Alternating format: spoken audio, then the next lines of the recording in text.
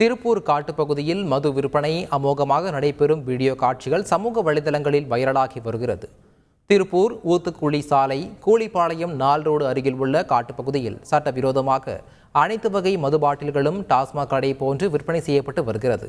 காட்டுப்பகுதியில் விற்கப்படும் இந்த மது வகைகளால் கள்ளச்சாராயத்தை போன்று பாதிப்பு ஏற்படுவதற்கு முன்பாக சட்டவிரோத மது விற்பனையை கண்காணித்து போலீசார் தீவிர நடவடிக்கை எடுக்க வேண்டும் என பொதுமக்கள் கோரிக்கை விடுத்துள்ளனர்.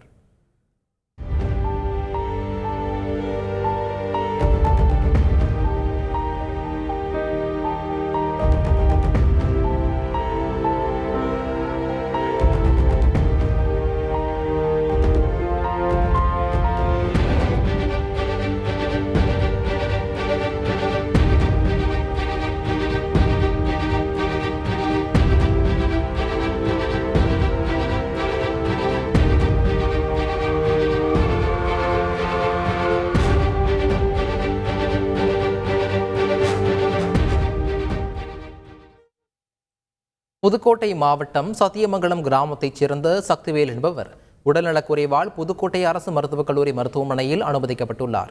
திருப்பத்தூரில் உள்ள அரசு மதுக்கடையில் வாங்கி குடித்த மதுவில் பள்ளி இறந்து கிடந்ததாகவும் அதனால்தான் தனக்கு வாந்தி வயிற்றுப்போக்கு ஏற்பட்டு உடல்நலக்குறைவு ஏற்பட்டுள்ளதாக அவர் கூறியுள்ளார். மருத்துவமனையில் அவருக்கு மருத்துவர்கள் சிகிச்சை அளித்து வரும் நிலையில் இது தொடர்பாக திருப்பத்தூர் காவல் நிலையத்திலும் புகார் அளித்துள்ளார். செய்திகளை உடனுக்குடன் தெரிந்து கொள்ள உடனே சப்ஸ்கிரைப் பண்ணுங்க.